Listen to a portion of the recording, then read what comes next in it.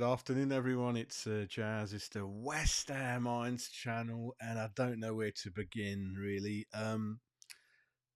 Recent history, maybe overall history this week in terms of transfers is perhaps in there in terms of how many deals we have done, how many deals are about to happen in the next few days, even could be later on today. It's incredible. I haven't seen a week like this in a long time. I remember obviously signing the Canio and the central midfielder, forgot his name, rest in peace. Signed those two lads together, Hartson, Kitson, Lomas. I think those three came in within days of each other. So lot of mad things happen under Harry Radnap. But this week has got to be up there in terms of all the players that have come in and even like I said, even last night, lots of stories flying about. It's been a very, very difficult for the channels to kind of give out and confirm breaking news, world breaking news, right? And then it changes. It changes. It's kind of it's not because a lot of people are making things up or not. It's just literally changing every hour. This window is crazy. I reckon it's going to get even more crazy in the last 48 to 24 hours when it closes, like I keep mentioning, really. So the news broke last night that, well, Fabrizio Romano said yesterday lunchtime that Todibo, the Nice French centre back, had been chasing all window. It's all been done with Juve. It's all done. And then last night, I was on another channel and ex-employee broke the news late last night that we're in for him. We're in for Todibo. Tim Stuyton's in France, and we were getting close to getting the deal done, and it looks like happening. Looks like happening. And I wake up this morning and he's Tim Stuyton has hijacked Todibo. He's hijacked the Juve deal, and he's handcuffed Todibo, got him in a private jet, and I believe they're in London for a medical today. So, listen, mate. Tim Stuyton gets what Tim Stuyton wants. The man is a genius. A few more deals, and we could have a statue or a stand named after him. So it's been crazy. So as it stands, the latest news, as well as lots of other news, everyone, is that we're let me kind of put the news up there first. It's so many things to share with you guys, really. So yeah, Fabrizio Romano, Jean-Claude Todibo to West Ham. Here we go. Hijack is completed. Yeah, he's flying to London. 14 million euros, which is around 34 million pounds, initially on loan with an obligation to buy, sell on clause included, a medical book. That's an excellent deal because I was telling you guys, let's use the loan to perm market, the loan to loan market a lot more. So either whether it's a straightforward loan, whether it's a loan to perm, we got to do a bit more of these. It saves your cash. You can use the cash for another deal, and then I know that next year's budget this will eat into it. That's fine, But if that's the man we want, this is the man we've earmarked to play alongside Max Kilman. So this guy's right-footed. Max Kilman's left-footed. Left foot, right foot. Very, very important. And we'll go into more of his stats a bit later on. But if this is the man they want, I think they've got him. I think it's brilliant, and it looks like we're getting most of our targets that we want, really. Before I go into a bit more, I was just looking at how much we've spent, how much we could have.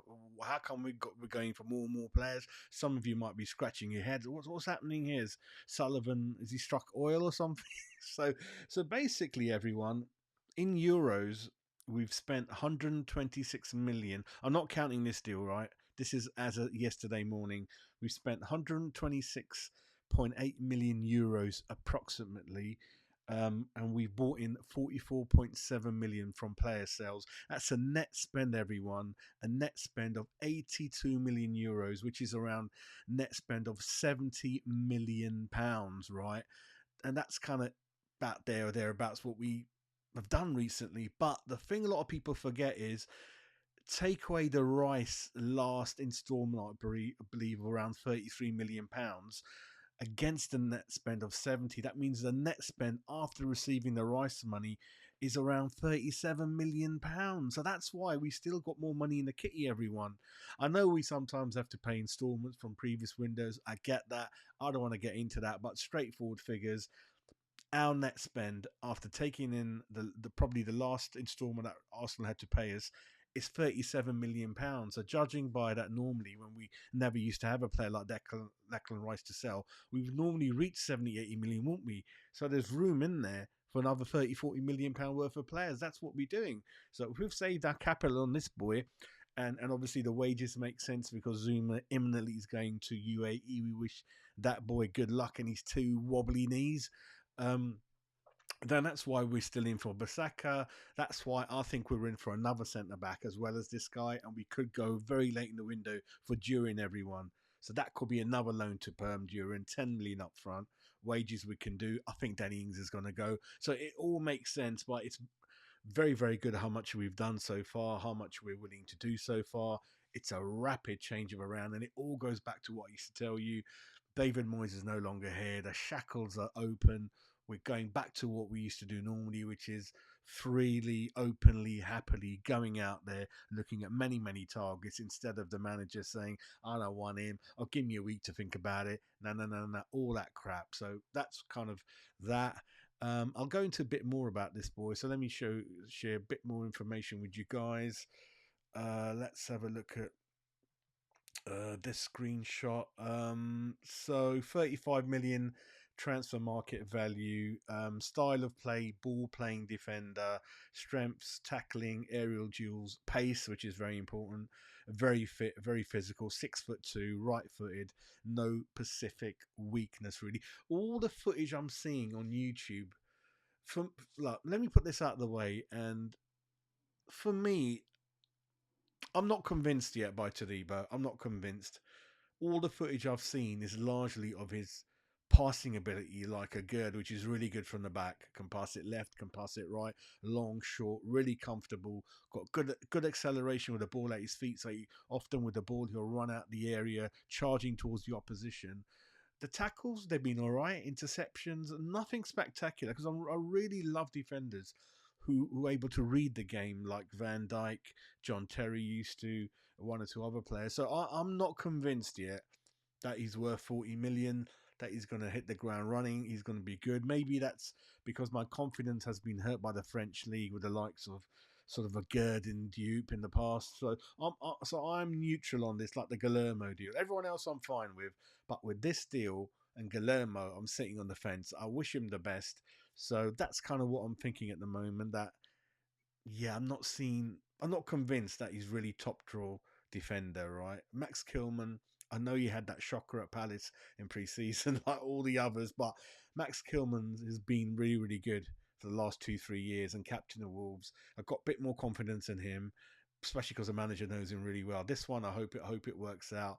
I hope the obligation isn't a strict one, so you get to see him. And for one reason or another, if it falls apart, hopefully we don't have to do the deal. So I think it's smart business, everyone. But then again, let me know in your comments what you think. Let me show you some more things. So this is, yeah, dribbling. Don't expect that from a defender, although he does like to. Technically fine. Finishing, I don't expect it. Long shots. Passing, there you go. So passing, 7 out of 10. Marking, okay, that's good. Heading, that's good. 6'2". Crossing, so it's all right. Pace is all right. Marking, heading are good. So I'm kind of happy with that. Let me try to share some more information with you guys. Yeah, so this is interesting. Acceleration, yeah, 8 out of 10. Not really injury prone, very agile, good stamina, good natural fit. So very good athlete, everyone, isn't it? A good athlete, doesn't get injured a lot. So that's kind of music to my ears.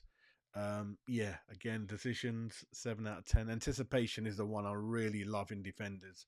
I love pace, marking, heading, and anticipation. Concentration, brilliant. Because, yeah, a Gerd concentration is on the floor, isn't it? And we've seen one or two like that. They switch off. Work ethic, vision, leadership, bravery, flair. It's all up there. So, yeah, some of the stats kind of up there saying he's kind of good. That one we've already been through. Let me share some more information with you naughty people. So yeah, 24, 25 in December, everyone. Transfer Market, which is one of the go-to sources I go to, and many other websites and kind of researchers will value him about 35 million euros. So we're kind of there or thereabouts with what we're valuing him at. Yeah, French citizen, um, 2 caps, no goals. So that is at full international level, everyone, not under 21. So he's got 2 full caps under his belt. So that's kind of that. Let's go into the next bit of information. Yeah, 6'2", 35 million. So largely, when you look at the main positions, it is centre back. So no messing about. He doesn't play as a CDM. He doesn't play at fullback. So he's a centre back. That goes back to what I was saying, that we are, I think, looking for another centre back that can also play at fullback and cover. So that 1 or 2 more positions I think we're looking at. So the next player might be a bit more of a utility player. Everyone, transfer record. Everyone, yep, he's from Barcelona. 8 million euros. Moved to Nice in 2021. Before that, he was on loan at Nice. And then before that, on Benfica on loan, and before that at Schalke, and then Toulouse. He's been around a bit, and career really wasn't going anywhere until he kind of went to Nice from Barcelona, everyone. So that's a quick kind of snippet on that, you naughty people. Let's see what else I've got to show you. That one we've already seen. Okay, let's go into number 5 for you. There we go. So again, a nice little snapshot for you guys. I'm in the middle, don't worry about that. You know what I look like. So yeah, 158 games as a centre back, once CDM, so forget about that. He's a hardcore, he's an out and out centre back. 3 goals, 4 assists. Yeah, 136 games for Nice, 2 goals. So yeah, he doesn't score, he doesn't set anything up, everyone. So he's not one of those that's going to score from a corner. You might get more goals from Kilman, I think, but really you got to be a defender first and everything else later on. And if you look at the last 2-3 years, everyone in the league is a regular. 30 games league, 34, and then 36 the year before that. A few games in Europe as well. So yeah, quite simply, Nice is where it all started. There's no point looking at Barcelona. Nothing really happened for him there, everyone. What we got here, again, I'm just behind it so you can have a look at it. Lots of information there, but again, just confirming, 6'2", market value is about the same across all these websites, 35 million euros, age 24. If you look at the stats in the middle, ball recovery is really good. Progressive passing's not bad. 1-to-1 defending's not bad. Ball retention's okay. So he's kind of, for me, I'm going to show you some more stats where we compare him with other players, and he's kind of about the same. So nothing in him. I mean, I think he's got a bit more about him, tiny bit. Like he's strong, he's mobile, he's athletic. So he's got reasonable strength on him. Lots of potential there, but it's the French league, and again, you'll get more information as I tell you from everything I'm going to share with you. This is just comparing him with Gerd, Zuma, Mavropanos, really.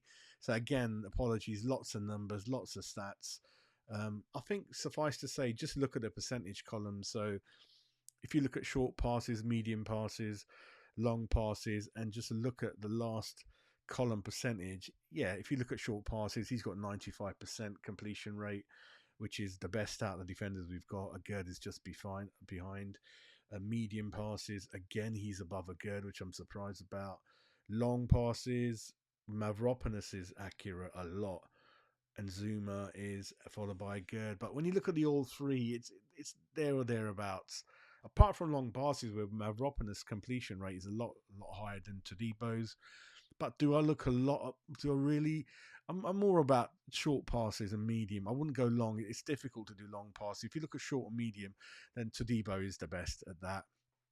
So that's kind of that for you guys. That pass-wise, short and medium, he's the best out of the defenders we've got. Long passes, Mavropanos is up there, everyone.